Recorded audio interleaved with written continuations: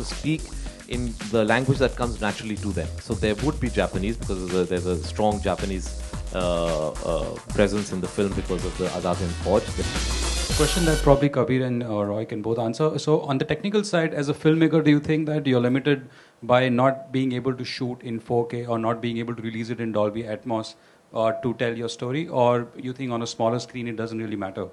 And maybe on the platform side, how easy would it be to deliver 4K on Indian value? No, honestly, I don't really give much thought. I think technology is just a tool for a storyteller.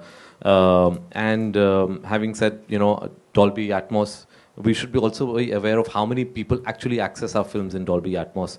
My last film, Bajrangi Bhaijaan, is considered to be one of the most watched film in this country. It's got footfalls of about 3.8 crores. Right? Everybody else is watching it obviously on the net. Everybody is watching it on their phones. Everybody is watching it on their laptops. So we already, majority of the people watching our shows is already on the digital medium. So we should be aware of that. And I really don't, miss releasing something theatrically. Of course, there's a great, thrill of going on Friday and seeing your film releasing on a Friday and seeing the ticket sales and everything, and that's going to continue. But I do see this as the future. I do see that these platforms, the digital platforms, are definitely the future. They are already game changers in the West, and it's just a matter of time before, they, in a certain sense, change the game even in India. So I saw that potential, I saw that possibility, and that's why I decided that I wanted to narrate this story on this platform.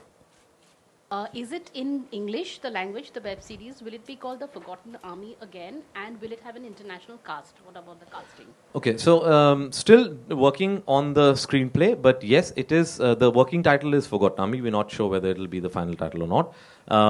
Whether it's going to be in Hindi, yes, predominantly in Hindi, but at the same time, I think what I'm going to do is I'm going to let every character speak in the language that comes naturally to them. So there would be Japanese because there's a strong Japanese presence in the film because of the Azad Hind Fauj. There's a Burmese presence, and then of course the presence of British soldiers. So I think when I'm writing, I'm going to let every character speak whichever language comes to them naturally, and that's one of the greatest, I think, liberating factors for me as a filmmaker to be able to do that.